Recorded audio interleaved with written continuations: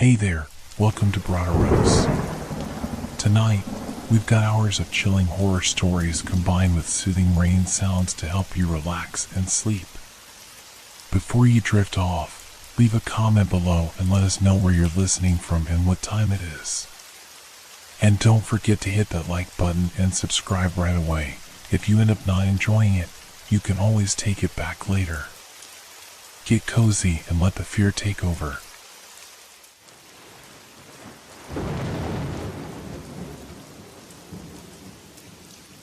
Portrait of a Villain. I still remember the day I stumbled upon that portrait. It was tucked away in a dim corner of a forgotten antique shop, shrouded in dust and neglect. The shop itself was a maze of crumbling shelves, each filled with relics of the past, whispering stories of lives once lived. I entered with no intention of buying anything, yet as I wandered through the musty aisles, something pulled me toward it. The portrait depicted a man whose features were indistinct yet compelling. His eyes seemed to follow me, piercing through layers of dust and time, drawing me in with an unsettling intensity. There was something about the way he stared that sent a chill down my spine. It was as if he knew me, or perhaps something about me that I wasn't even aware of. I hesitated, the weight of the decision hanging heavy in the air. But curiosity outweighed my apprehension. I reached for the frame, the wood cold and rough against my fingertips. As I handed over the cash to the shopkeeper, I felt an odd sensation wash over me, as if I had crossed an invisible line into unknown territory. Once I got home, I hung the portrait in my living room, right above the fireplace. It became the centerpiece of my modest abode, a conversation starter for guests. But as the days turned into weeks, I began to notice something strange. The man in the portrait seemed to change. His expression shifted subtly when I was in the midst of danger or making risky decisions. It started with minor choices, skipping a red light during a late-night drive or venturing into a sketchy part of town to meet a friend.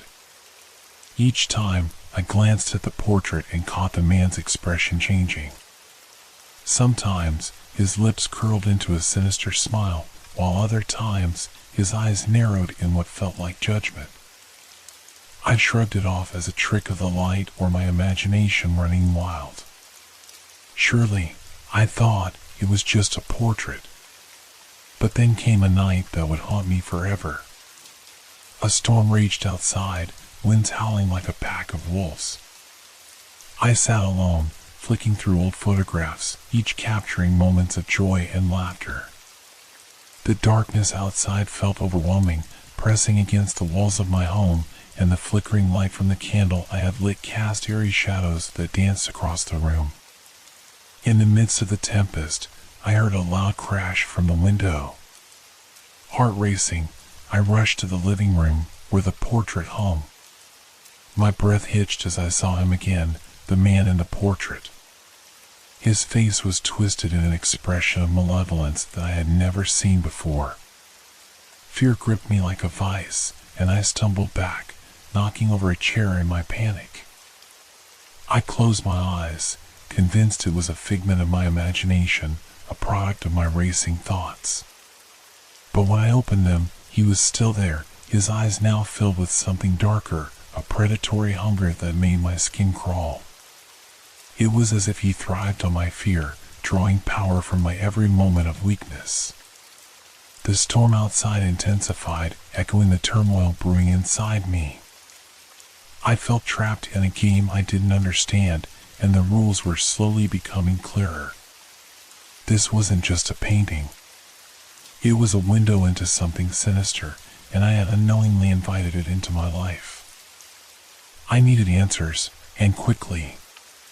The sense of foreboding tightened around me, the atmosphere thick with unspoken dread. I couldn't shake the feeling that whatever was happening wasn't just about me anymore. It was as if I was being watched, not just by the man in the portrait, but by something far more malevolent lurking in the shadows. The unease gnawed at me as I tried to rationalize my growing paranoia. Was it possible that the portrait was somehow linked to my actions? I had to test my theory to see if the connection between us was as real as it felt. I found myself standing before the portrait, heart pounding, knowing I had to confront whatever this was. I took a deep breath and made a reckless decision, one that would set the stage for everything to come. As I prepared to step out into the storm, I glanced back at the portrait. The man's expression had changed again. This time, a smirk danced upon his lips, as if he knew what I was about to do.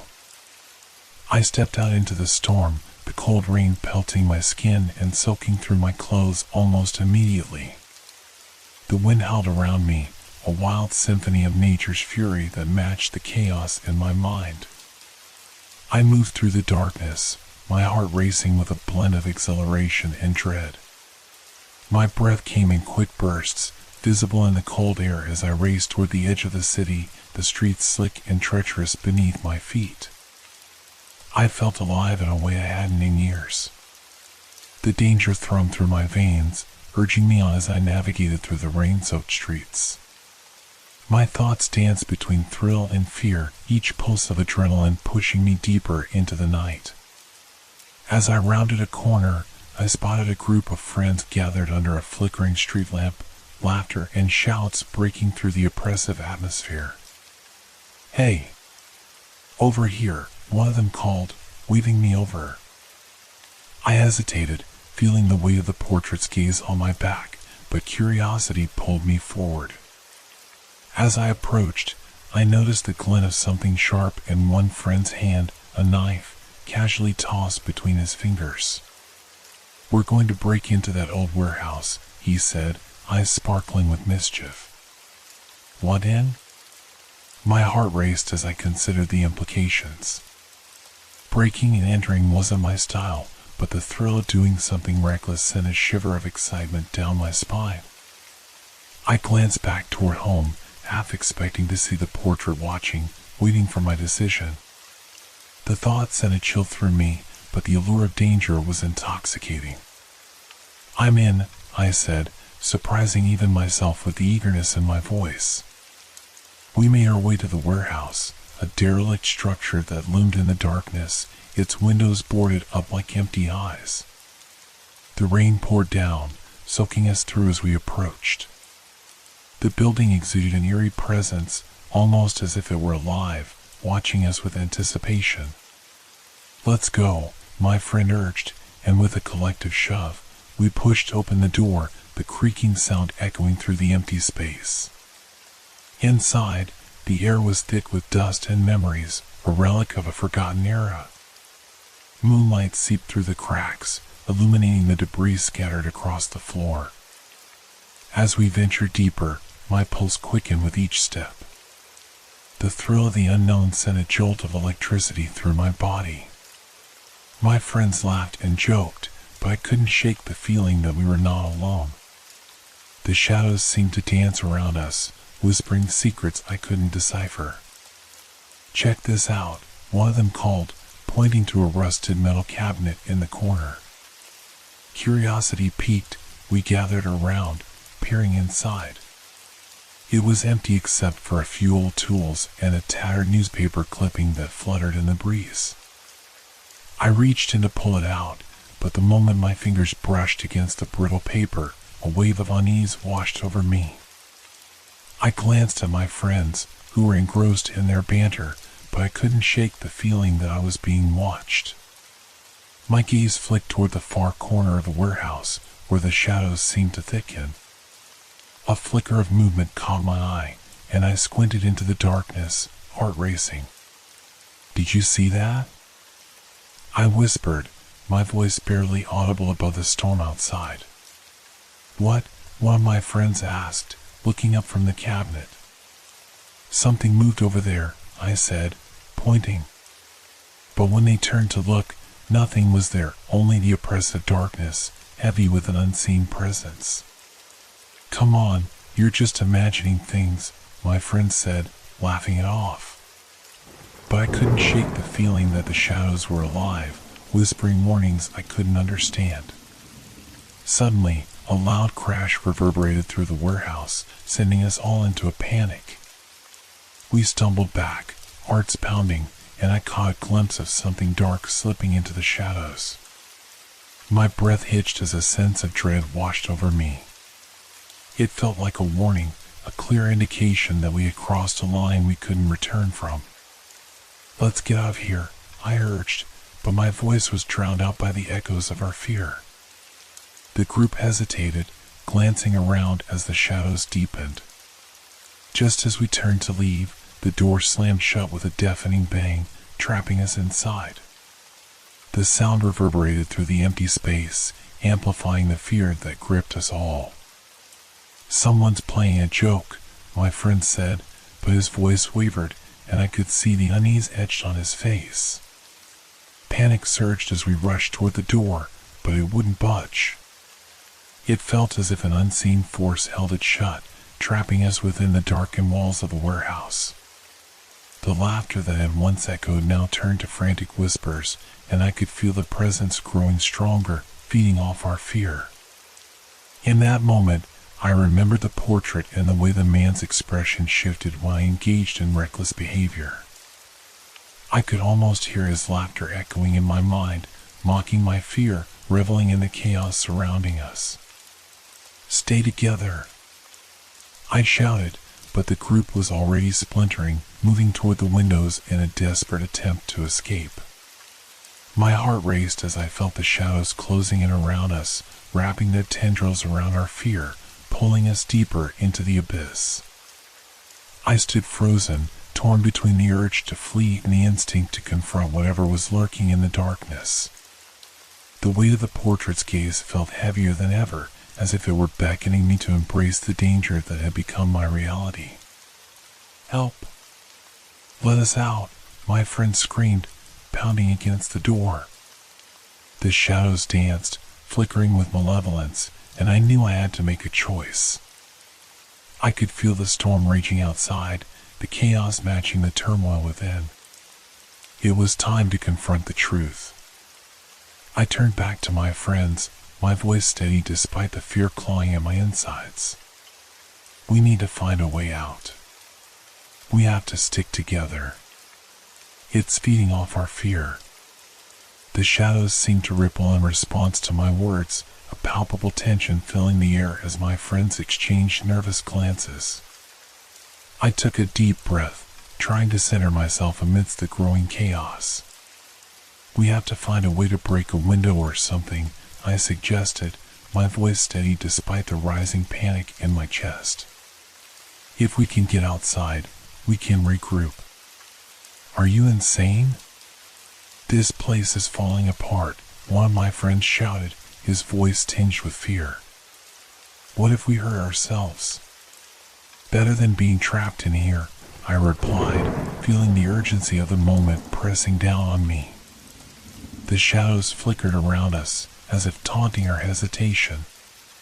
Just then, a low growl emanated from the darkness, sending a fresh wave of terror through the group. My heart raced as I looked toward the source, but all I could see was the thick blanket of shadows, swirling like smoke, hiding whatever lurked within. "We need to move. Now!" I urged, grabbing my friend's arm and pulling him toward the far side of the warehouse, away from the door. The others reluctantly followed, their eyes wide with fear. As we approached a row of dusty crates, I spotted an old wooden chair nearby. It was battered and splintered, but it would have to do. "We can use this to break a window," I said, my mind racing with possibilities. I grabbed the chair and turned to my friends, who were still glancing nervously at the shadows. "Cover me," I instructed, my voice firm. "I'll break the window, and you guys stay alert for anything moving." They nodded, faces pale, and I could feel the adrenaline coursing through my veins as I approached the nearest window. I raised the chair above my head, the weight of it grounding me amidst the chaos. With a deep breath, I swung it hard against the glass. The sound of shattering glass echoed through the warehouse, a loud, explosive crack that sent shards raining down onto the floor. I barely had time to register the noise before a wave of frigid air rushed in, a bitter reminder of the storm outside. "Let's go!" I shouted, the window now a jagged opening leading back into the safety of the storm. But just as I turned to lead my friends toward the exit, a loud thud reverberated through the building, causing the floor to tremble beneath our feet. "What was that?" one of my friends whimpered, eyes darting toward the shadows. The growl echoed again, louder this time, and I felt a chill run down my spine. It was no longer a distant sound, it was right there, close enough to touch. "We have to move," I yelled, pushing them toward the window. As we scrambled to escape, the shadows shifted, coiling and twisting as if alive, blocking our path. Panic surged through me as I realized we were not just running from the warehouse, we were being hunted. I reached the window first, climbing through the jagged opening and feeling the sharp edges bite into my skin. The storm lashed at me, rain drenching me in an instant. I turned back to see my friends struggling to follow, and the shadows surged forward, their forms distorting into something grotesque, almost human. "Come on! Hurry!" I screamed, adrenaline pushing me to grab the next friend and pull him through the window. But as the last one attempted to follow, I felt a cold grip wrap around my ankle, yanking me back. I screamed, fear enveloping me as I fought against the invisible force dragging me into the darkness. The growl intensified, resonating deep within me, and I could feel the malevolent presence drawing closer. I was about to be swallowed whole. "Let go of him," my friend shouted, desperately reaching for me. I could see the terror on their faces, mirroring my own. With a surge of strength, I kicked backward, breaking free from whatever had ensnared me. I tumbled onto the rain-soaked ground outside, gasping for air. "Go! Now!" I yelled, my voice hoarse as I urged them on. The growling grew louder, a guttural sound that seemed to come from the very depths of the shadows. My friends scrambled through the window, but one of them hesitated, looking back into the warehouse. "What if it's not over?" he asked, his voice shaking. "It will never be over if we don't get out of here," I replied, panic rising in my throat.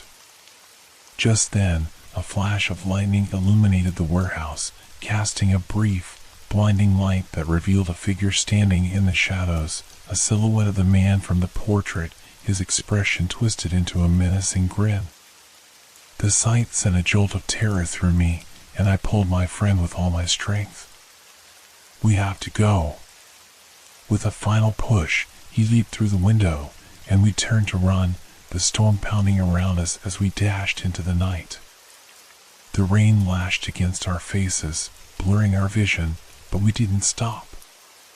We sprinted through the streets, hearts pounding, the adrenaline surging with every step. We finally reached a small cafe that was still open, the warm glow of the lights spilling out onto the street. We stumbled inside, panting and drenched, our hearts racing as we found a table in the corner. "What just happened?" my friend gasped, eyes wide with disbelief. "I don't know," I replied, still shaking. But whatever that was, it was real. The weight of the night hung heavy in the air, and I glanced around the cafe, feeling the eyes of strangers upon us. I couldn't shake the feeling that the darkness hadn't let us go. It lingered, clawing at the edges of my mind, a reminder that the portrait had somehow intertwined our fates. As we caught our breath, I could feel the weight of the man's gaze pressing down on me, a reminder of the danger that lurked just beyond the threshold of our reality. The storm outside raged on, and with it, the shadows whispered secrets I dared not confront. I needed to understand the connection between my reckless actions and the portrait's shifting expression. But as my friends began to recount the night's events, I couldn't shake the feeling that I was not just a victim in this twisted game, I was somehow complicit. What I had once thought was a mere curiosity had become something far more sinister. The realization settled heavily in my chest, a chilling reminder that I was in deeper than I could have ever imagined. The cafe buzzed with life around us, but I felt trapped in my own thoughts, replaying the events of the night like a haunting melody I couldn't escape. My friends were still talking, voices rising and falling like the chaotic storm outside. They laughed nervously, attempting to brush off the terror we had just experienced, but I could see the fear lurking behind their eyes. "Can you believe we almost got caught in there?" one friend said, shaking his head in disbelief. "That was insane." "Insane doesn't begin to cover it," I muttered, still reeling from the encounter. "Did you see that thing in the shadows?" It looked just like the man in the portrait. The room went silent for a moment, the laughter fading into an uncomfortable stillness. "What are you talking about?" my friend asked, his brow furrowed in confusion. "That was just a trick of the light, right?" "No, it wasn't," I insisted, my voice rising in frustration. "I'm telling you, it was real.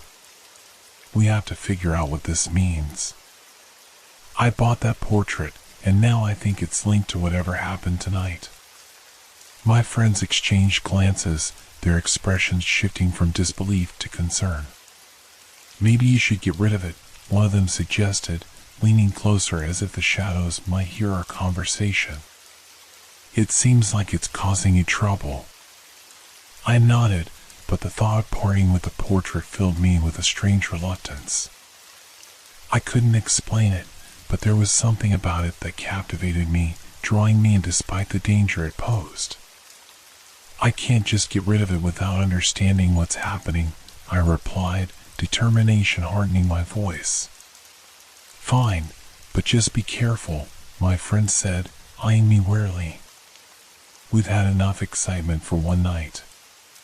We sat in silence for a while, sipping our drinks and watching the rain streak down the windows. The cafe's warmth enveloped us, but I felt cold inside, a gnawing unease settled deep within me. I glanced at the clock. It was getting late, and the cafe was starting to empty out. As we finished our drinks, the weight of the night pressed heavily on my chest. "I think I need to go home," I finally said, my voice barely above a whisper. My friends looked at me, concern etched across their faces, but I needed to face whatever awaited me. "Are you sure?" one of them asked, worry lacing his tone. "What if it's still there?" "I have to know," I replied, trying to sound braver than I felt. "I can't run from this." With that, we stepped out into the storm once more. The rain had slowed to a drizzle, but the chill in the air was palpable. The streets felt different now, as if they were watching me, the shadows growing deeper with each step I took toward home. When I finally reached my apartment, I hesitated at the door, the weight of the portrait looming in my mind. The echoes of my friend's laughter faded away, replaced by a heavy silence that wrapped around me like a shroud. Inside, the portrait awaited me, hanging above the fireplace, its presence both familiar and unsettling. I felt a pang of anxiety as I crossed the threshold, the air thick with tension. I approached it cautiously, heart racing as I examined the man's expression. His eyes seemed to glimmer with a knowingness that sent chills down my spine. "What are you?" I whispered, searching for answers in his gaze. As I stood there, I could almost hear the whisper of the storm outside, a distant reminder of the chaos we had just escaped. But the sense of safety within my home was an illusion, shattered by the knowledge that something darker was at play. I reached out to touch the frame, fingers brushing against the cold wood. Suddenly, I felt a jolt of energy surge through me, a connection sparking between us. It was as if the man in the portrait was alive, and in that moment, I understood. He thrived on my recklessness, feeding off my fear. Why did I buy you? I asked aloud, frustration creeping into my voice. What do you want from me? In response, the expression on the man's face shifted, a smile creeping across his lips that was both sinister and captivating. It felt like a promise, a whisper of power that beckoned me closer, urging me to embrace the darkness. I stumbled back, heart pounding as I fought the urge to flee. I won't give in to you, I declared, anger rising within me. I'm not afraid. But even as I said the words, doubt crept into my mind. I had already felt the thrill of danger tonight, the exhilarating rush of risk. The question was whether I could resist the allure of the unknown. Suddenly, my phone buzzed on the table, breaking the tension in the air. I grabbed it, heart racing as I glanced at the screen. It was a message from one of my friends. Are you okay? Just checking in. I took a moment to respond, assuring them that I was fine, but a nagging feeling of isolation washed over me. They didn't understand the connection I felt to the portrait, the strange bond that was pulling me closer to the edge. As the minutes ticked by, I found myself drawn back to the painting. The man's eyes seemed to glimmer in the dim light, a flicker of something deeper hiding beneath the surface. I had to know more. I grabbed my journal and opened it, flipping to the page where I had documented my thoughts about the portrait. I began to write, pouring my fears and questions onto the pages. Is he a guardian or a predator? I wrote, desperation lacing my words. What happens when I take risks? With each stroke of the pen, I felt a sense of clarity emerging. The connection between the portrait and my reckless behavior was undeniable, and I knew I had to confront it head on. But how? As I continued to write, I could feel the atmosphere in the room shifting. The shadows seemed to grow, curling around me like tendrils reaching out from the darkness. I paused, heart racing as the realization hit me. Was I calling something forth? The air felt charged with electricity, and I glanced at the portrait again. The man's expression had changed, his smile widening as if encouraging my descent into chaos. I stood abruptly, the chair scraping against the floor as I faced the painting once more. No more games, I said, determination flooding my veins. I want the truth. In that moment, the lights flickered, casting eerie shadows across the room. A low rumble echoed from outside, and I could feel a storm brewing, both within and outside the walls of my home. It was time to uncover the mystery that bound me to the portrait, to confront the darkness that threatened to consume me. With renewed resolve, I stepped closer to the portrait, my pulse quickening as the room pulsed with energy. I could feel a strange resonance between us, as if the very essence of the painting was awakening. My fingers grazed the surface of the canvas, feeling the texture beneath my touch. What are you hiding? I whispered, almost afraid to hear the answer. I closed my eyes, trying to quiet my racing heart, willing myself to connect with whatever force was bound within the paint. For a brief moment, silence enveloped me, the air thickening as if holding its breath. Then, like a distant echo, I felt a surge of memories flooding my mind, images of reckless decisions, risks taken, and the thrill of danger coursing through my veins. I could see fragments of my life flashing before me, the thrill of speeding down darkened roads, the adrenaline of pushing my limits. Each memory was tinged with the shadow of something darker lurking just beneath the surface.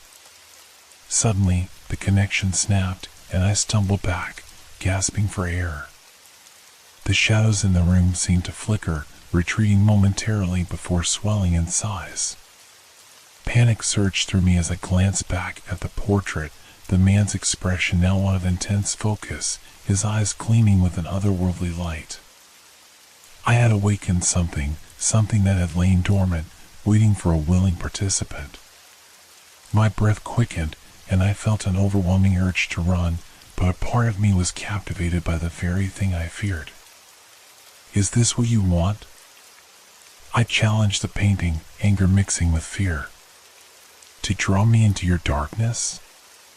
In response, a low chuckle reverberated through the room, sending chills cascading down my spine. The shadows stretched and twisted, forming shapes that danced around me, whispering secrets just beyond my comprehension. Suddenly, I heard a knock on the door, breaking the spell that had ensnared me. Heart pounding, I turned away from the portrait, anxiety flooding my senses. Who could it be at this hour? I hesitated before opening the door, my hand shaking on the knob.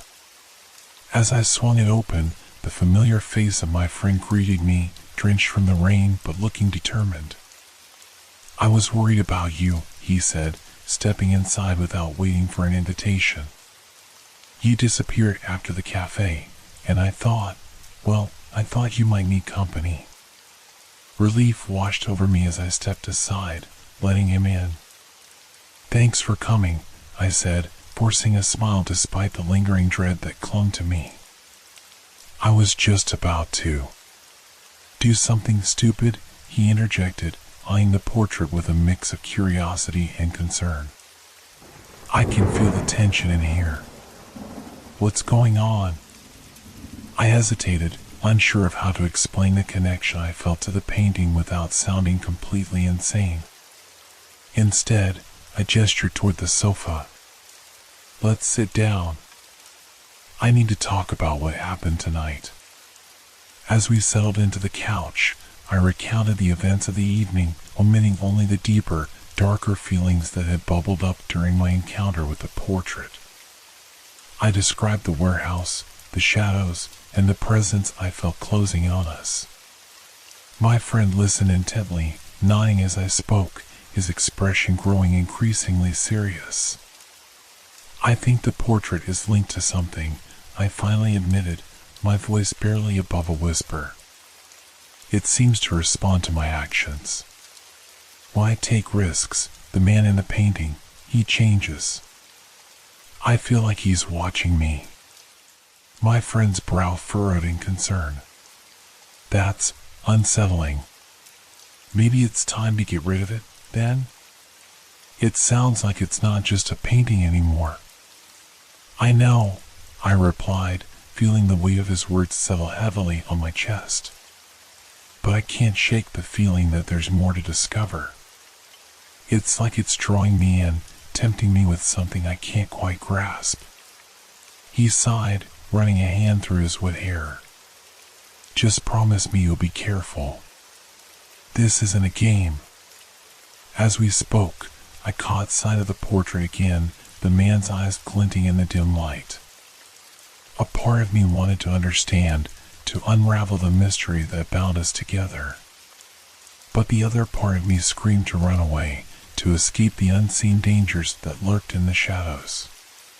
What if there's a way to control it? I proposed, feeling a surge of determination. What if I could understand the connection better? Maybe it's not just about avoiding danger, maybe it's about confronting it. My friend looked at me skeptically. That sounds risky. What if you provoke it instead? I have to try, I insisted, the thrill of the challenge igniting something deep within me. There has to be a reason I bought it. I can't just let fear dictate my choices.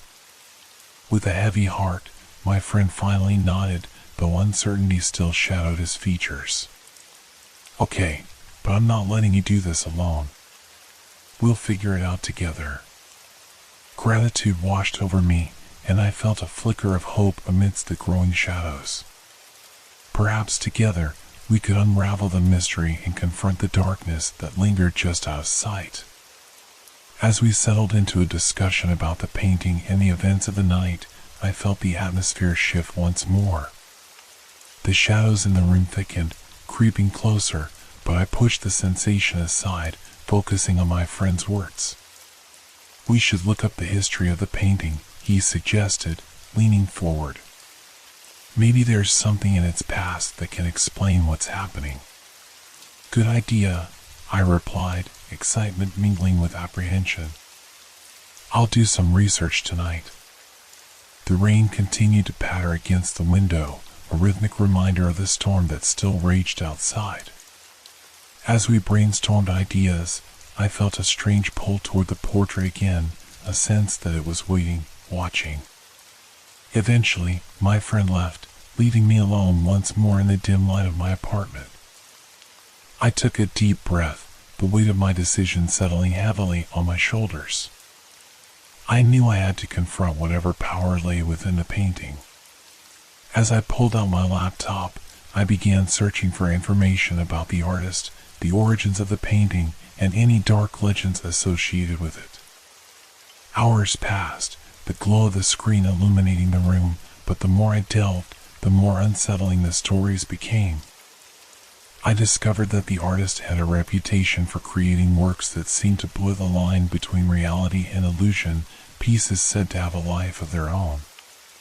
Whispers of madness followed his creations, and I found myself questioning the very nature of the portrait hanging in my living room. Just as I was about to close my laptop, a thought struck me. What if I'm meant to awaken it? I whispered to myself, heart racing at the implication. The shadows in the room shifted again, a dark promise curling around me. I glanced at the portrait once more, the man's eyes sparkling with mischief and challenge. The thought terrified me, yet a part of me felt exhilarated by the prospect. Perhaps I could harness the power of the painting instead of letting it consume me. And just like that, the lines between fear and excitement blurred, propelling me toward a path I never expected to tread. I was ready to embrace the darkness, to confront the shadows that had lingered in my life for far too long. Tomorrow would be the day I began my exploration, and with it, I would uncover the truth behind the man in the portrait and the secrets that lay within. The morning light filtered through the rain-soaked windows, casting a pale glow across my apartment. I awoke with a sense of purpose coursing through my veins, an electric thrill that buzzed beneath the surface. Today, I would confront the mysteries of the portrait and the forces that intertwine our fates. After a quick breakfast, I set out to explore the history of the artist. I remembered the name from my research last night, Victor Alaric. I'd stumbled upon a few articles that hinted at his troubled past, rumors of madness, whispers of a darker inspiration behind his art. My fingers tingled with anticipation as I scrolled through my laptop, diving deeper into the digital archives. As I read, I discovered that Alaric was known for pouring his own demons into his paintings. The subject of each work was often shrouded in mystery, with stories hinting at an obsession that led him down a twisted path. Several of his subjects had experienced unsettling events after acquiring his pieces, but what truly captivated me was a tale of a particular portrait, a painting that had driven its owner to madness. Is this what I brought into my home? I muttered under my breath, heart racing.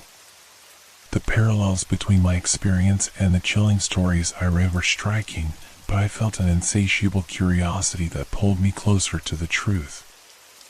I jotted down notes and references, hungry for more details.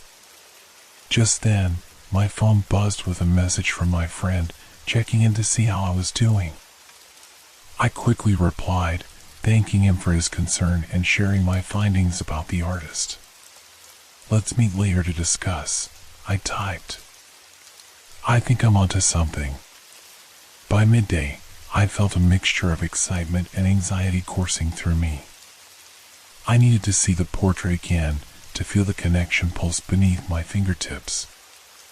I could sense that whatever power it held was waiting for me to act. As I returned home, the familiar sense of dread mingled with anticipation. I stood in front of the portrait, gazing into the man's eyes. He seemed to watch me, almost as if he were aware of my intentions.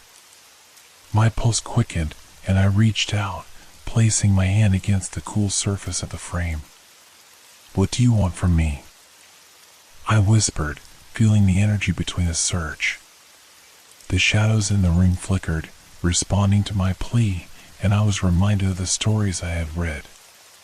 Perhaps Alaric's subjects had succumbed to the madness because they had feared the unknown. I wouldn't make the same mistake. Determined, I decided to take a risk, an act that would confront the essence of the portrait.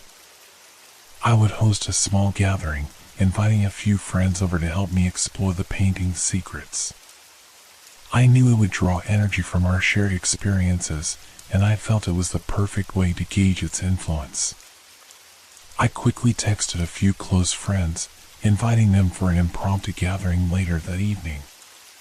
The excitement grew as I prepared snacks and drinks, feeling the anticipation electrify the atmosphere. With each passing hour, my eagerness mounted, mingling with the shadows that danced along the walls. As my friends arrived, I could sense a tension in the air, an undercurrent of uncertainty that mirrored my own.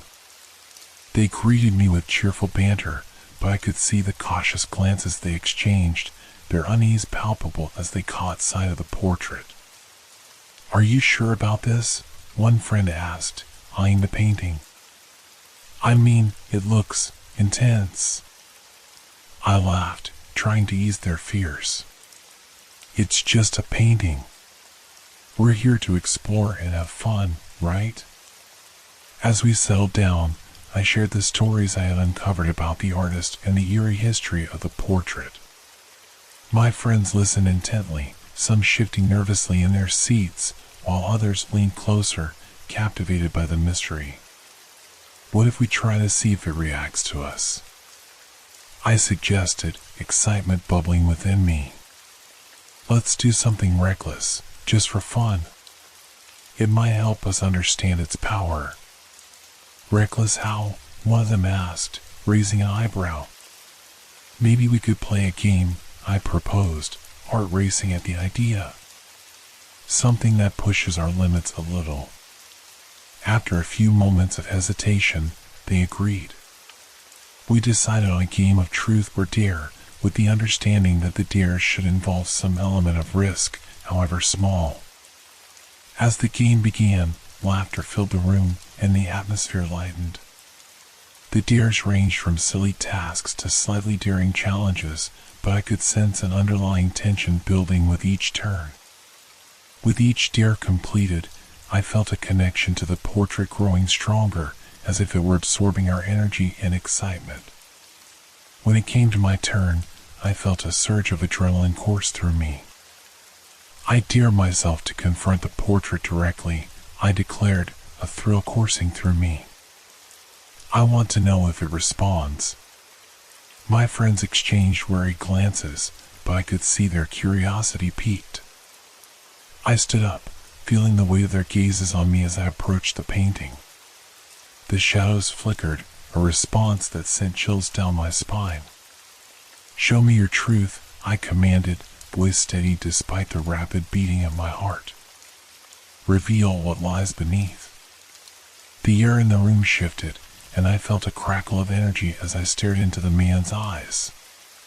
For a moment, everything around me faded away, the laughter of my friends becoming a distant echo. The shadows deepened, swirling around me as if reaching out, eager to pull me into their embrace. "Can you see me?" I whispered, feeling an inexplicable bond between us. The man's expression shifted subtly, a flicker of recognition passing across his features. Suddenly, the lights flickered again, plunging us into darkness for just a heartbeat. I gasped, the energy intensifying as a rush of images flashed before my mind's eye, visions of danger, excitement, and recklessness. Each scenario played out in vivid detail, and I could feel the thrill of each risk coursing through me. In that moment, I understood the connection. The portrait thrived on the energy of fear and excitement, feeding off the reckless choices we made. The lights flickered back on, and I stumbled back, breathless as reality crashed back into focus. My friends were staring at me, wide-eyed and uncertain. "What just happened?" one of them asked, voice trembling. I saw something, I managed, still reeling from the intensity of the experience. It's connected to us, to our choices. We have to be careful. The atmosphere in the room shifted, the weight of my revelation sinking in. The shadows seemed to deepen, creeping closer, whispering secrets just beyond the edge of understanding. Maybe we should stop, another friend suggested, glancing nervously at the portrait. This is starting to feel too real. But part of me was drawn deeper into the experience, an insatiable curiosity igniting within me. No, we can't stop now, I insisted, urgency coloring my voice. We need to understand what we're dealing with. After a moment of tense silence, they reluctantly agreed to continue, albeit with caution. The next round of dares took on a more serious tone, each challenge edged with an awareness of the shadows that lurked in the corners of the room. As the night wore on, I felt the atmosphere shifting, thickening with every reckless choice we made. The connection between the portrait and our actions deepened, and with it, the energy in the room became almost suffocating. I was both terrified and exhilarated by the experience, drawn deeper into the allure of the unknown. But as the final dare approached, I could sense a change in the air, a darkness creeping closer, waiting for the opportune moment to strike. Last dare of the night, I said, my voice steady despite the tension. Let's make it count. I looked around the room, meeting the eyes of my friends, each of them reflecting a mix of fear and excitement. I knew we were on the precipice of something momentous, and my heart raced in anticipation. As I prepared to take my dare, I couldn't shake the feeling that the shadows were watching, waiting for us to plunge headfirst into the abyss. And in that moment, I felt an undeniable pull toward the darkness that lay ahead, a thrill that beckoned me to embrace the very fear that had haunted me since the night I purchased the portrait. The energy in the room crackled with intensity as we prepared for the final dare. My heart raced, anticipation mingling with anxiety, while the shadows danced on the walls, pulsating with a life of their own. I could feel the presence of the portrait looming behind me, its influence thickening the air as if it were drawing strength from our reckless choices. Okay, for the last dare, I dare myself to touch the painting and say its name, I announced, my voice steady despite the churning in my stomach. I need to confront whatever is behind it. My friends exchanged worried glances, a tension rising among them. Are you sure about that? One of them asked, voice low. It sounds risky. I have to, I replied, the determination in my voice unwavering. It's the only way to fully understand its power. We can't turn back now. As I approached the portrait, I felt a surge of adrenaline rush through my veins. The shadows seemed to whisper secrets, their voices weaving around me, enticing me to step closer. I reached out, my fingers trembling as they grazed the cold surface of the canvas. Victor Alaric, I said, the name rolling off my tongue like a spell. What do you want from me? The air thickened around me, and for a fleeting moment, I thought I saw the man in the painting smirk, his eyes sparkling with a knowing glint. Then, a surge of energy pulsed through the room, a wave of exhilaration and dread that sent shivers racing down my spine. Suddenly, the lights flickered, plunging us into darkness once more. My heart pounded in my chest as I felt the shadows shift, swirling around us like a tempest. In that moment of darkness, I heard a voice, a low, rumbling whisper that echoed through my mind. Embrace the fear. Only then will you understand. Panic surged through me, but I fought to stay grounded, reminding myself of the purpose behind my actions. I could feel my friends pressing closer, their anxiety palpable. Stay together, I urged, trying to keep the fear at bay. As the lights flickered back on, I could see my friends' faces, their expressions a mix of fear and awe. "What just happened?" one of them gasped, eyes wide. "I don't know," I admitted, breathless. "But I think it responded to us, to me." My heart raced as I stepped back from the portrait, the shadows continuing to sway and pulse, but I felt an exhilarating sense of connection. The darkness that surrounded us seemed to thrum with energy, a reflection of the recklessness we had embraced. "Let's try to talk to it," I suggested, feeling the thrill of discovery wash over me. "What if we ask questions? Maybe it can reveal its secrets." Reluctantly, my friends agreed, though I could see the fear etched on their faces. We formed a circle in front of the portrait, holding hands, grounding ourselves in the shared experience. "Is anyone here?" I called out, voice steady but filled with trepidation. "Show us your presence." For a moment, nothing happened, and I could feel the tension tightening around us, but then a soft breeze brushed past us, rustling the papers on the table. I felt a chill race up my spine, and the shadows shifted once more, curling and swirling like tendrils reaching for us. "I feel it," another friend murmured, eyes fixed on the painting. "It's watching us." "Victor Alaric," I continued, emboldened by the response. "What do you want us to know?" The atmosphere thickened, and for a heartbeat, I felt the energy pulse in sync with my heartbeat, each thrum resonating with the weight of the questions we dared to ask.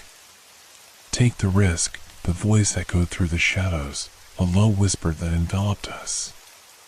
"Embrace the darkness within." I shivered at the intensity of the words, but my resolve only deepened. "What do you mean?" I pressed, seeking clarity amid the murky whispers.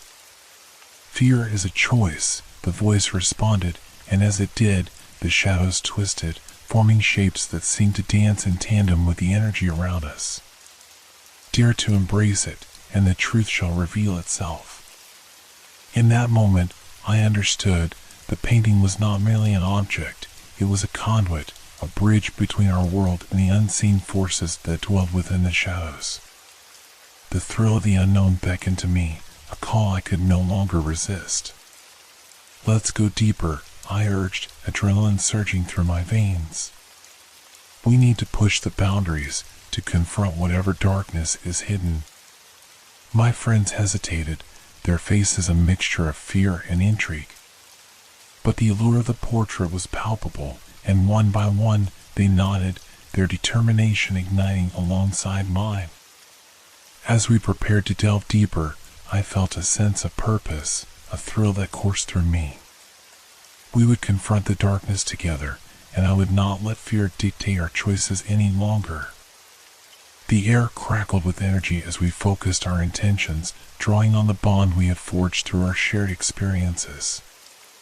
The shadows responded, swirling around us, an intoxicating dance that beckoned us closer to the edge. "Tell us the truth," I implored, my voice steady and resolute. "Show us what lies beyond." The energy surged once more, wrapping around us like a shroud as the shadows thickened. The whispers grew louder, a cacophony of voices merging into one. "Face your fears," they chanted, echoing through the room. "Only then will you understand." With a rush of adrenaline, I stepped forward, feeling the warmth of my friend's hands in mine. The portrait loomed behind me, its power pulsing like a heartbeat, urging us to embrace the darkness that surrounded us. "Together," I said, voice steady. "Let's face whatever comes next." As the shadows enveloped us, I felt a rush of exhilaration, the promise of discovery igniting a fire within. I had awakened something powerful, and I was ready to confront the depths of its darkness. The shadows swirled around us, a living entity that pulsed with an energy I had never experienced before. I could feel the heat radiating from the painting, drawing us closer, pulling us into a realm where reality blurred and fear reigned supreme. My heart raced, anticipation mingling with an all-consuming dread. "Do you feel that?" one of my friends whispered, her voice barely above a breath. "It's like the air is alive." "Yes," I replied, the intensity of the moment electrifying my senses. "It's responding to us. We're on the brink of something profound." With our hands still joined, we focused our collective energy on the portrait, urging it to reveal the truth hidden within its depths. "What lies beyond the darkness?" I called out, my voice steady despite the chill creeping up my spine. The shadows thickened, swirling faster as if caught in a whirlwind. "Embrace your fears," the whispers intensified, resonating with an urgency that sent shivers racing down my arms. "Only through fear can you discover the truth." Together, I urged, locking eyes with each of my friends. "We must face this as one. We cannot falter now." With a deep breath, I stepped forward, feeling the warmth of the portrait radiating against my skin. "Show us your truth," I demanded, my voice rising above the swirling shadows. "We will not be afraid." Suddenly, a blinding flash of light erupted from the painting, illuminating the room in a burst of energy. The shadows writhed in response, retreating momentarily before crashing back in a wave of darkness, enveloping us entirely. I squinted against the brightness, my heart pounding as I felt a presence emerge from the depths of the painting. A figure began to materialize, its form shifting and flickering like a candle flame in the wind. The man from the portrait stepped forward, his eyes gleaming with an otherworldly intensity. "Victor Alaric," I whispered, recognition flooding through me. You are real." "Yes," he replied, his voice smooth and compelling, resonating with an authority that sent a thrill through me. "And you have awakened the essence within this painting. You sought the truth, and now you must confront it." The shadows danced around him, swirling with an energy that felt both alluring and terrifying. "You have entered a realm where fear intertwines with desire. Do you dare to seek the truth that lies within?" I glanced at my friends, their expressions a mixture of awe and terror. I felt the weight of their fear pressing down on me, threatening to pull me back into the safety of the known. But I could not turn away now. I had come too far. "Yes," I declared, my voice steady. "We dare." The air crackled with electricity as Alaric stepped closer, the shadows swirling in a tempest around him. "Then let us see what you are willing to sacrifice to uncover the truth." As he spoke, I felt a sudden pull on my chest, a sensation that beckoned me to step forward. I hesitated, but the curiosity burned brightly within me. "What do I need to do?" I asked, heart racing. "You must confront the darkness within yourself," he replied, a knowing glimmer in his eyes. "Only by facing your deepest fears can you truly understand the power of the portrait." I took a deep breath, steeling myself for what was to come. "I'm ready," I stated, determination rising within me. "Show me." In that moment, the shadows closed in, enveloping me completely. I was plunged into darkness, the weight of it pressing down like a heavy fog. Panic threatened to rise, but I fought to remain calm, focusing on the sensation of my friend's hands still gripping mine. Suddenly, images flooded my mind, flashes of my past, moments of vulnerability and fear that I had long buried. Each memory played out in vivid detail, the time I had been rejected, the feeling of loneliness that crept into my soul, the shadows that whispered doubts into my mind. "Face them," Alaric's voice echoed around me, smooth and insistent. "Embrace the fear." With each memory that surfaced, I felt the grip of the shadows tighten. But instead of recoiling, I leaned into the emotions, acknowledging the pain and vulnerability that defined those moments. I visualized myself standing in the middle of my fears, allowing them to wash over me. I am not afraid. I shouted into the void, my voice reverberating with newfound strength. I am more than my fears. The darkness shuddered, and a bright light pierced through, illuminating my surroundings. I blinked against the brightness, and suddenly, I found myself standing in a vast expanse filled with swirling colors, vibrant and alive. Around me, I could see my friends emerging from the shadows, their expressions filled with awe and wonder. Each of us stood transformed, our fears replaced by an undeniable strength. "What is this place?" one of them asked, her voice filled with astonishment. "This is the truth you sought," Alaric replied, his figure now bathed in light. "This realm exists beyond fear, where you can harness the power of your experiences to shape your reality." As I looked around, I felt an overwhelming sense of liberation. The burdens of the past that had weighed heavily on my shoulders began to dissipate, replaced by a sense of purpose and clarity. "We can reshape our lives," I realized aloud, excitement coursing through me. "We are not bound by our fears." "Yes," Alaric affirmed, a proud smile gracing his lips. "Embrace this truth, and you shall wield the power of the shadows, turning darkness into strength." Just then, the vibrant colors began to shift, swirling and changing before my eyes. I could see fragments of our fears intertwining with the colors, transforming into something beautiful. "Now, harness it," he urged, gesturing toward the colors. "Create your reality." As I reached out, I felt the warmth of the colors enveloping my fingertips. With each stroke, I began to mold the shapes into something new, a vision of empowerment, resilience, and strength. My friends followed suit, their hands moving with purpose as they shaped their own destinies. Together, we created a tapestry of our desires, each brushstroke filled with the essence of our newfound strength. "Remember," Alaric's voice echoed around us. "Fear is but a choice. When faced with courage, it transforms into a powerful ally." With those words echoing in my mind, I knew that I had unlocked something profound, not just within myself, but within each of us. We had confronted our fears, turned darkness into light, and emerged stronger than ever. As the vibrant colors surrounded us, I felt a surge of gratitude for the journey that had led us here. We had faced the abyss, and together, we had rewritten our stories.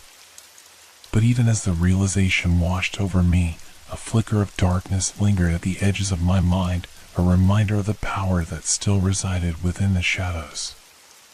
"Let's return," I said, a sense of determination solidifying within me. "We need to take this truth back with us."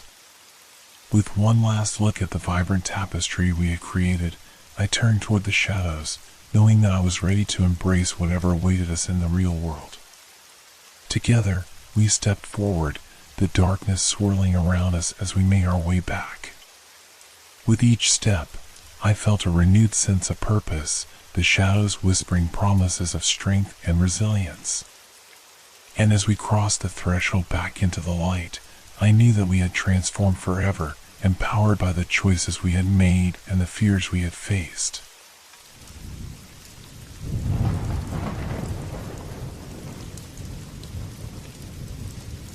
City of Doubles. Have you ever felt a chill run down your spine for no apparent reason? I did the moment I set foot in that city. It was an ordinary afternoon, the sun hanging high in the sky, casting long shadows on the pavement as I stepped off the train. The air was thick with the scent of freshly baked bread, and the distant sound of laughter echoed from a nearby park. Yet, despite the picturesque scene, an unsettling feeling settled in the pit of my stomach. As I made my way through the streets, I couldn't shake the sensation that something was off. The buildings, though charming, loomed over me, their windows reflecting not just the light, but something darker lurking within. It was as if they were watching. Every now and then, I would catch a glimpse of a passerby whose features struck me as oddly familiar. At first, I dismissed it as a trick of my mind, a fleeting moment of déjà vu. But the sensation persisted. I found myself wandering into a quaint cafe, drawn in by the aroma of coffee. The moment I walked in, the atmosphere shifted. The chatter of customers faded into a low hum as eyes turned toward me. A woman behind the counter froze, her gaze locking onto mine with an intensity that sent shivers down my spine. There was something in her expression, a blend of curiosity and something darker, that made me hesitate. I ordered a coffee, trying to shake off the unease. While I waited, I noticed a couple seated at a corner table, engrossed in conversation. They appeared perfectly ordinary, but then, as if choreographed, they turned their heads in unison to look at me. It was so uncanny that I almost laughed, thinking it a mere coincidence. But the longer I observed them, the more I felt an inexplicable connection. "Your first time in the city?" the barista asked, her voice breaking through my thoughts. I nodded, trying to mask my discomfort with a polite smile. "Be careful," she said, her eyes darting briefly to the couple before returning to me. "It's easy to lose yourself here."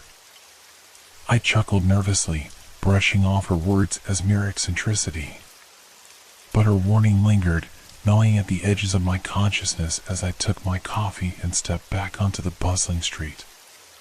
The day unfolded like a dream, filled with vivid colors and sounds that felt too sharp, too vibrant.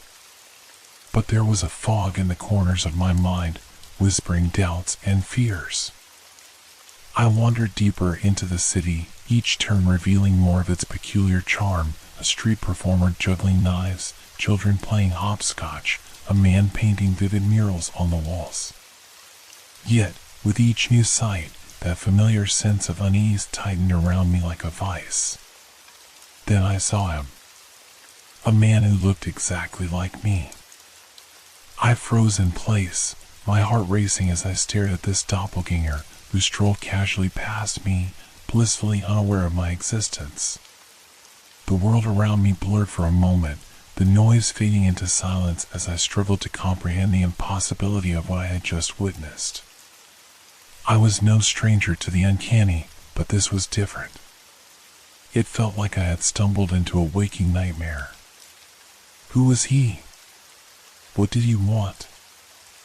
I felt my mind racing, my thoughts spiraling as I hurried to catch up with him, a desperate need for answers driving me forward. As I navigated through the crowd, I lost sight of him. I felt a sense of panic rising in my chest. I could hardly breathe, my heart thundering in my ears as I searched the faces around me, each one a haunting reminder of my own. I had entered a city filled with doubles, and the realization struck me like a cold slap across the face. Here, everyone had a twin. I stumbled back, my mind reeling. It was then that I understood the woman's warning and the weight of my surroundings. I was not just a visitor here, I was a target. This city was not just a place, it was a trap. I had walked into a web of confusion and deceit, and as the sun began to set, casting eerie shadows along the cobbled streets, I realized that I needed to escape. But how could I escape when everyone around me looked just like me? I hurried through the streets, my heart pounding in my chest as I tried to shake off the image of my double. The shadows grew longer, the fading light twisting the familiar into the sinister. The bustling city, once a lively backdrop, now felt like a maze designed to ensnare me. My thoughts raced as I sought refuge in a nearby park, the greenery offering a momentary escape from the overwhelming sensation of being watched. I sat on a bench, my hands trembling around the warm coffee cup. The laughter of children playing nearby filled the air, but it felt distant, muted, as if the world was still spinning while I remained stuck in a moment of dread. I glanced around, scanning the park for any sign of my doppelganger. Was he watching me? I closed my eyes, attempting to breathe through the rising tide of panic. I needed to regain my composure, to think rationally. Perhaps it was all a coincidence. Maybe I had just seen someone who bore a striking resemblance to me. But the moment I opened my eyes, I saw him again. He was standing at the edge of the park, his back turned to me, yet something in the way he stood sent a chill down my spine. I felt drawn to him, compelled to confront this strange reflection of myself. I pushed myself off the bench, my legs shaky as I approached. "Excuse me," I called out, my voice surprisingly steady despite the tempest of fear inside me. He turned slowly, and the sight of his face, my face, made the air feel heavy. He wore a faint smile, a look of recognition that felt far too intimate for comfort. "Are you looking for something?" he asked, his voice echoing mine, sending a wave of nausea through me. I need to know who you are," I managed to say, fighting the urge to back away. "Why do you look like me?" His smile widened, a glimmer of something unsettling in his eyes. "You're not the first to ask that question." Before I could respond, he stepped closer, his gaze locked onto mine, and I was struck by an overwhelming sense of familiarity. It felt as if I were staring into a mirror that reflected not just my appearance, but my fears, my doubts, and my deepest insecurities. "Do you want to know the truth?" he asked, his voice low and conspiratorial. "About this city?" I hesitated, the weight of his words hanging in the air. I wanted to flee, to escape this conversation that felt like a descent into madness. But curiosity, mixed with an undeniable fear, rooted me in place. "Tell me," I said, my voice barely a whisper. "This city thrives on doubles. Each person here is merely a shadow of someone else, a reflection of who they were or who they could have been. The longer you stay, the more you become like them. You begin to forget your own identity." His words sent shivers down my spine, and I felt the ground shift beneath my feet. "But why? Why would anyone want that?"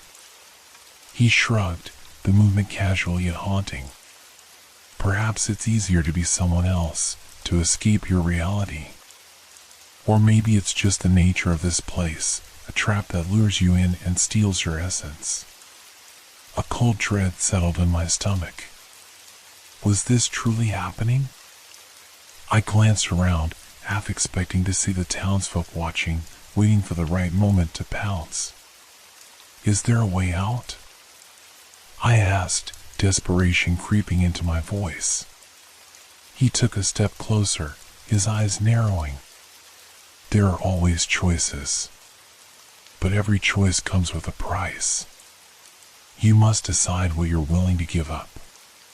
Before I could respond, he turned abruptly and vanished into the gathering shadows, leaving me alone in the park, my mind racing with his chilling revelations. The laughter of children faded to silence, and the world around me began to feel distorted, the colors losing their vibrancy, as if the very essence of the city was draining away.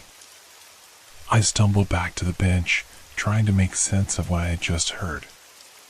Doubts flooded my mind. Who was I really?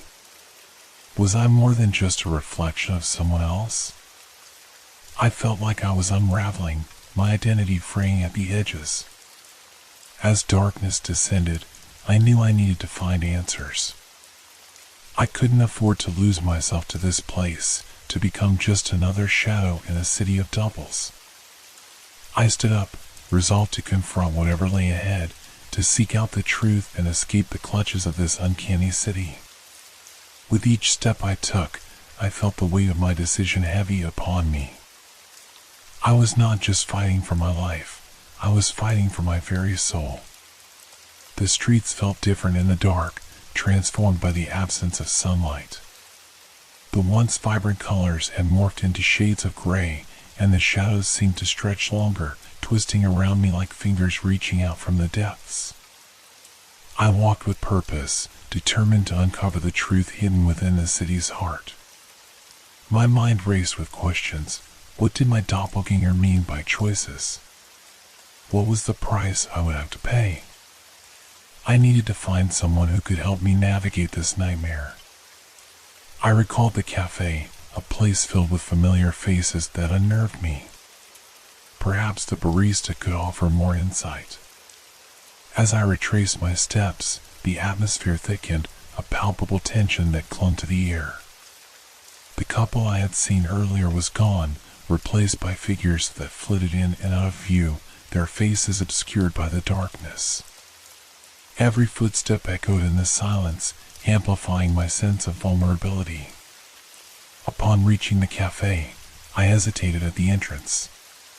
The bell above the door chimed softly as I pushed it open, and the warm aroma of coffee wrapped around me like a comforting blanket. But the familiarity faded as I noticed the lack of customers. The once bustling space felt deserted, shadows pooling in the corners, and the barista stood alone behind the counter, her face illuminated by the dim light. "Back again?" she asked, a hint of amusement in her tone. "I need to know more about this city," I replied, urgency spilling from my lips. "I encountered someone who looks just like me. He told me things I don't understand." Her expression shifted, a flicker of concern crossing her features. "You shouldn't take what you hear lightly. The city has a way of twisting the truth.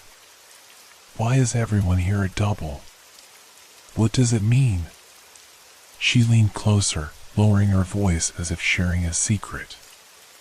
"This place feeds on identities. People come here to escape themselves, to hide from their pasts. But in doing so, they lose who they are. Their doubles emerge, reflections of their suppressed desires or fears." I absorbed her words, each one a weight on my conscience. But what if I don't want to lose myself? What if I want to leave? "Leaving isn't as simple as it seems," she replied, her gaze flickering to the door. "Once you're here, the city holds on to you. You must confront your double, face what you've hidden. Only then can you hope to break free." I nodded slowly, piecing together the fragments of her warning. The doppelganger was not just an echo of my appearance, he represented the parts of myself I had buried.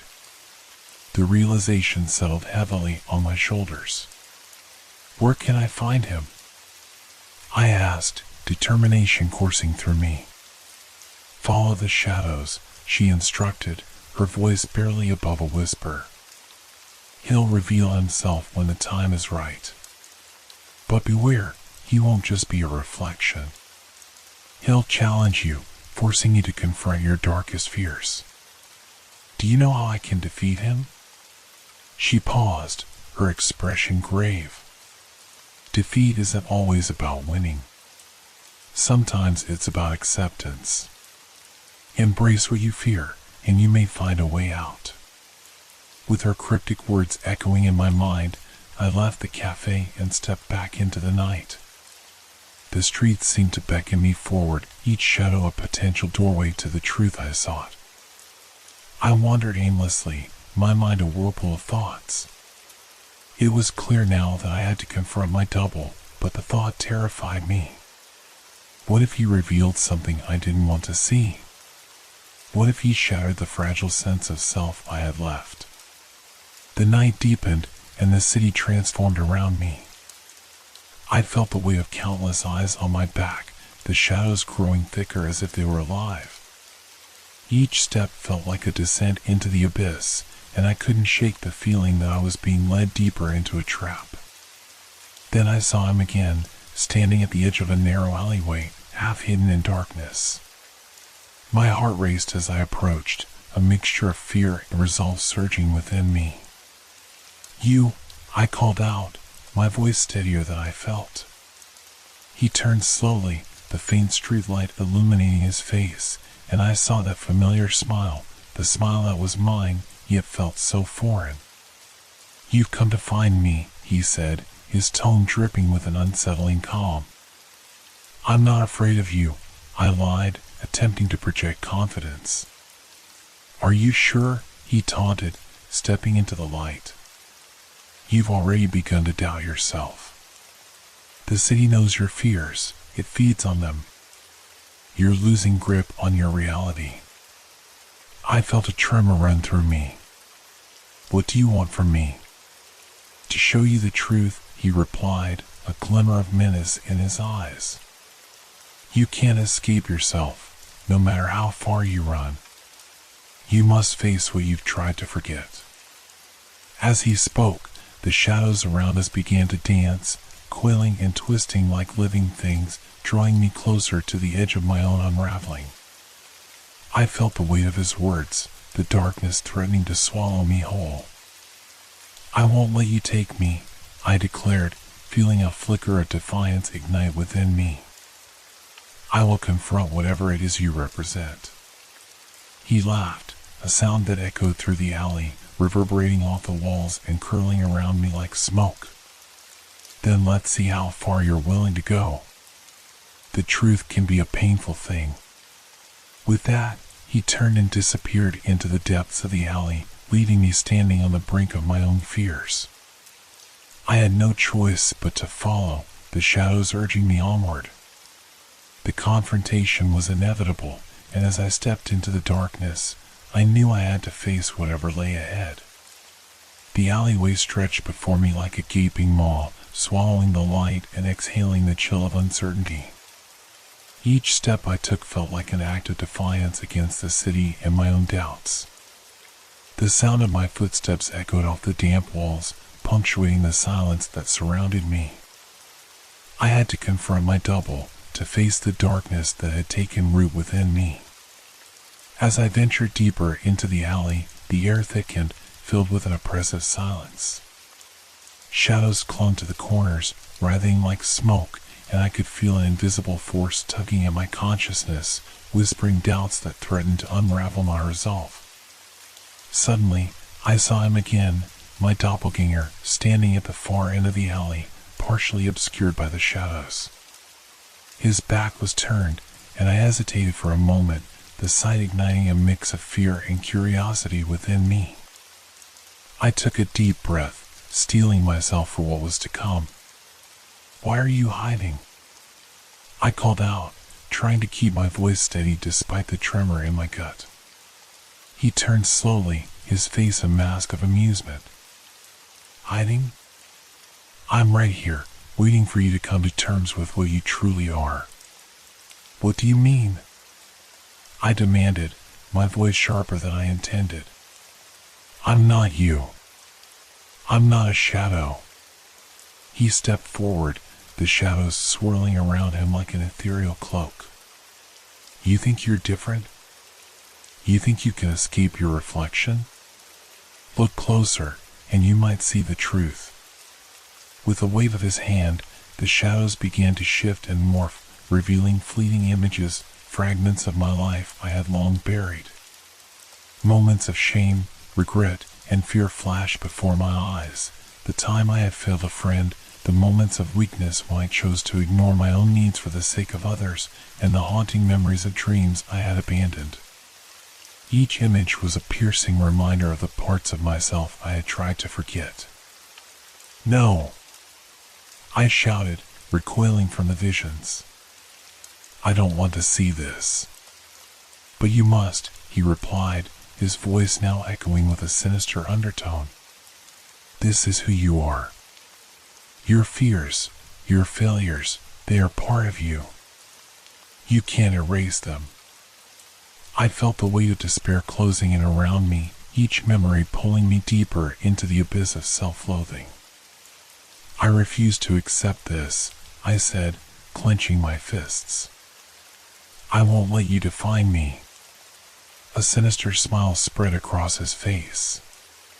"But you already have. You've built your life on the foundation of these shadows. They are your essence, your truth.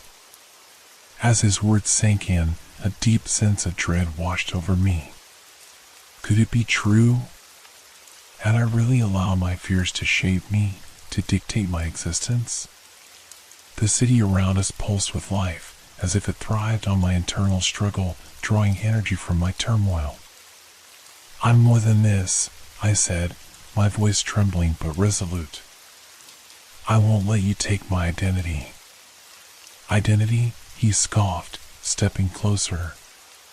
What is identity but a collection of our choices? You've chosen to hide from your reality. The city is merely a reflection of that choice. With a sudden rush, the shadows surged forward, wrapping around me like tendrils, pulling me into a whirlpool of darkness. I struggled against their grip, fighting to breathe as I felt my essence slipping away. Panic surged within me as I realized that I was losing my sense of self. Face it, he shouted, his voice echoing through the chaos. Embrace the darkness within you. In that moment, something within me snapped. I could feel the heat of anger igniting my resolve. No! I screamed, forcing my way through the darkness. I will not be defined by my failures. I refuse to let you control me. With every ounce of strength, I reached deep within, drawing upon the flicker of light that remained in my heart. It wasn't about erasing the darkness, it was about accepting it as part of my journey. I realized then that the shadows didn't have to consume me. They were simply echoes of my past, reminders of the lessons I had learned. As I embraced this realization, the shadows began to dissipate, releasing their grip on me. I stood firm, facing my doppelganger with newfound strength. You are not my master, I declared, my voice unwavering. I am not afraid of you anymore. The darkness retreated, swirling away like mist, revealing a clearer view of my surroundings. The alleyway, once suffocating, now felt alive with possibilities.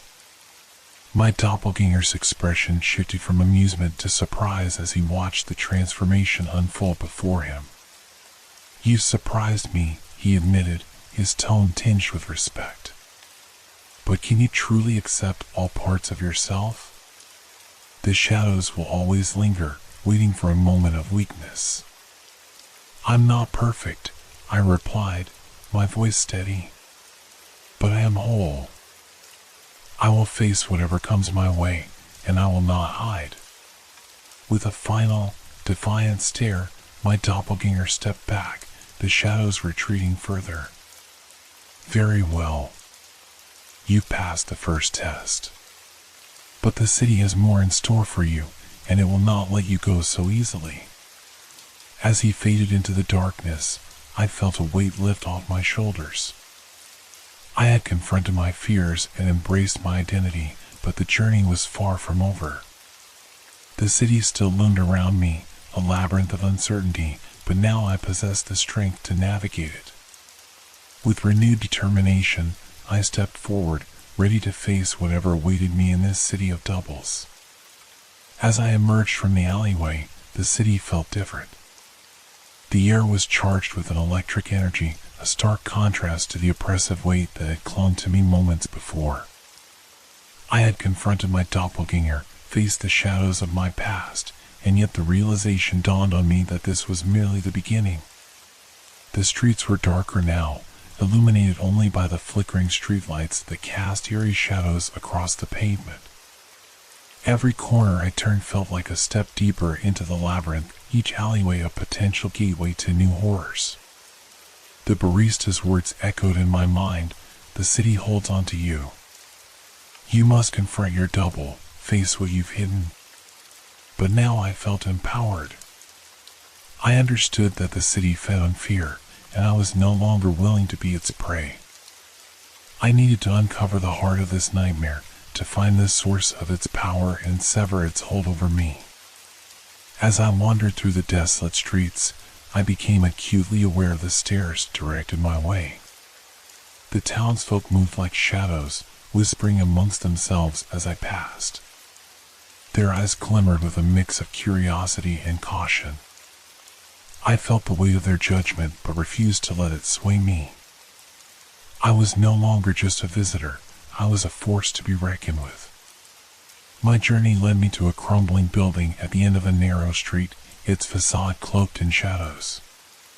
An unsettling energy radiated from it, and I felt an inexplicable pull to enter. The door creaked ominously as I pushed it open, revealing a dimly lit interior filled with remnants of a forgotten era. Dust motes floated in the air, illuminated by sporadic beams of moonlight that filtered through broken windows. The silence was thick, oppressive, as if the walls were holding their breath, waiting for my next move. I took a cautious step inside, my heart pounding in my chest, ready to face whatever lay ahead. "Welcome," a voice echoed from the darkness, sending chills racing down my spine. I turned to see a figure emerging from the shadows, cloaked in a flowing garment that blended seamlessly with the darkness. It was not my doppelganger, but someone else, an embodiment of the city itself. "I've been expecting you." "Who are you?" I demanded, clenching my fists, bracing myself for a confrontation. "I am the guardian of this city, the keeper of its secrets," the figure replied, its voice smooth and melodic.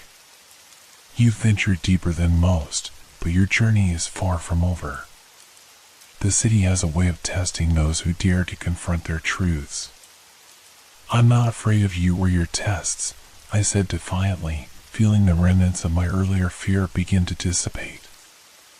"I've faced my double and embraced who I am. I will not be your puppet." "Ah, but the city thrives on the shadows of identity," the guardian said, a hint of amusement in its tone. "It will not let you go without a fight. To leave, you must confront not only your own fears, but the fears of those who have come before you. Are you prepared for that?" "I am," I replied, my voice steady. "I will not let this city consume me." "Very well," the guardian said, gesturing toward a door at the far end of the room. "Beyond this door lies the heart of the city. You will face your greatest fear, and only by overcoming it will you find your way out." With a deep breath, I approached the door, the weight of the guardian's words echoing in my mind. I knew that this final test would not just be about me, it would encompass the collective fears of everyone trapped within this city. Pushing the door open, I stepped into a cavernous chamber, the walls lined with mirrors reflecting countless versions of myself. Each reflection held a different expression: fear, anger, sorrow, and regret, all the emotions I had tried to suppress. In the center of the room stood a larger mirror, its surface swirling with shadows. As I approached, I felt a powerful force pulling me toward it, a familiar energy that resonated deep within my soul. "Welcome back," a voice echoed from the mirror, and my doppelganger emerged once more, but this time he was different. He wore a more sinister expression, eyes glinting with malice. "You've done well to make it this far, but are you truly ready to face the truth of who you are?" "I am," I stated firmly, my heart racing. "I will not be defined by my past. I will confront you, not just for myself, but for everyone who has ever felt lost in this city." "Bold words," he replied, a twisted smile spreading across his face. "But can you withstand the weight of your own darkness?" The shadows surged forward, wrapping around me like chains. I could feel the weight of every fear, every regret pulling me down, threatening to suffocate me. Panic bubbled to the surface, but I forced myself to breathe through it, to remember the strength I had found in acceptance. "I embrace my fears," I shouted, pushing against the darkness. "They do not control me. I am more than my shadows." With each declaration, the shadows began to recede, the grip around me loosening. I felt a surge of energy course through me, igniting the light within my soul. I was not merely a reflection, I was a tapestry woven from my experiences, both good and bad. My doppelganger's expression faltered, confusion flickering in his eyes. What is this power? You shouldn't be able to resist. I am not afraid of you, I proclaimed, the light within me intensifying. You are a part of my journey, but you do not define my destination. As the last remnants of darkness dissipated, the mirror shattered, splintering into 1,000 shards that fell to the ground like glittering stars. The guardian's voice resonated through the chamber, filled with awe and acceptance. You have overcome your fears. You are free. With a rush of wind, the chamber began to dissolve around me, the walls crumbling into dust. I felt the city's grip loosen, the oppressive weight of fear lifting as the world transformed. I stood in the open air, the moonlight bathing me in its glow. The city, once a labyrinth of shadows, now pulsed with life, vibrant and inviting. I took a deep breath, feeling the warmth of acceptance wash over me. As I stepped forward, I realized that I had not only freed myself, but had also broken the cycle for others trapped within the city. The streets were no longer filled with whispers of fear. Instead, they resonated with hope and possibility. And though I knew my journey was not over, I felt ready to face whatever awaited me in this city of doubles, armed with the knowledge that I was whole.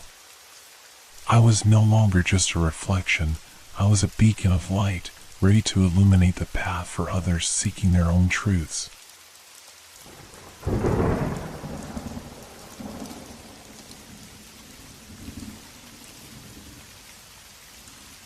Hope your dreams are filled with fear. Good night.